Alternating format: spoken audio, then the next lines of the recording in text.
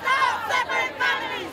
Stop separating families! Perhaps no one has a better reason for being here than Yamilek Rustrian. Thank you so much for coming out, guys. At the age of 7, her father was killed by gang members in Guatemala. Relatives sent her and her younger sister on the dangerous trek across the U.S. border to join their mom.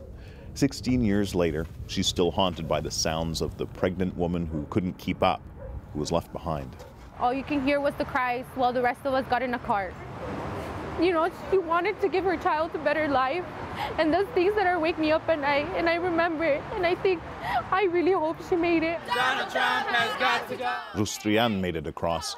Now she wants to help other migrant children separated from their parents by circumstances or by the authorities. They're gonna remember this for the rest of their lives. So that's why we're here, that's why I am here. Stop separating families! The fact that Donald Trump halted the separation of migrant families at the border doesn't mean the protests will end.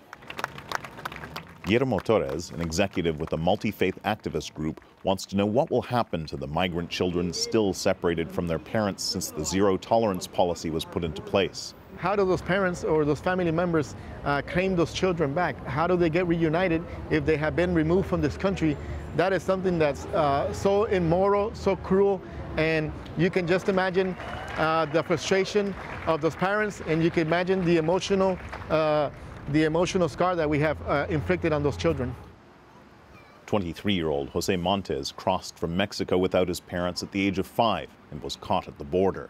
He only spent one night in a detention center and shudders to think that the government would have locked thousands of children away for months on their own. An event like that when you're 5, it stays with you and it sticks with you for a long time. Even now I think about it every day, and it's still like, you know, scary. It spurred him to join an organization that provides legal aid for children trapped in the immigration system. It's traumatizing, and it's physical abuse, it's mental abuse, it's emotional abuse.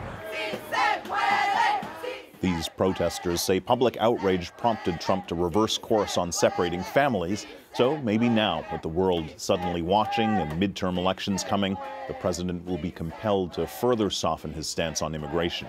You better do something, because November is coming, and we will hold you accountable.